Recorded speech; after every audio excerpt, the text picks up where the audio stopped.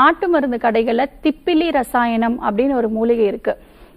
இது வந்து காலையிலயும் நைட்டும் ஒரு 3 கிராம் சாப்பிட்ட பிறகு எடுத்துட்டே வந்தீங்கன்னா நெஞ்சில் இருக்கக்கூடிய சளி எல்லாமே நல்லா கரைஞ்சு கரைஞ்சு வெளியில வரதை உங்களால பார்க்க முடியும். எக்ஸலண்டான ஒரு ரிசல்ட் கிடைக்கும். தொடர்ச்சியாக ஒரு 3 மாத காலம் இந்த மருந்துகள் வந்து நீங்க எடுத்துக்கோங்க.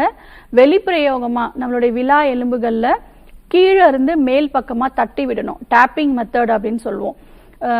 ஒரு தேங்காய் எண்ணெயில ஒரு பூங்கற்பூரம் போட்டு காய்ச்சி வெதுவெதுப்பான இருக்கக்கூடிய சூட்டுல நம்மளுடைய நெஞ்சு பகுதிகளில் ஃபுல்லா அப்ளை பண்ணிட்டு ஒரு 20 நிமிஷம் கழிச்சு ஒரு கல்லுப்பை வந்து லேசா வறுத்து எடுத்துக்கோங்க. ஒரு சின்ன காழா துணியில ஒரு மூட்டை மாதிரி கட்டி சூடு பண்ணி விலா எலும்புகள்ல கீழே இருந்து மேல் பக்கமா ஒத்தடை மாதிரி கொடுத்தோம் அப்படின்னா சளி நல்லாவே கரைஞ்சி வெளியில வர ஆரம்பிக்கும். அப்புறம் ஒரு 1 to 2 நிமிஷம் வரைக்கும் நல்லா தட்டி கொடுத்தோம் அப்படின்னாலும் இந்த சளிகள் நல்லாவே வெளியில வந்துடும்.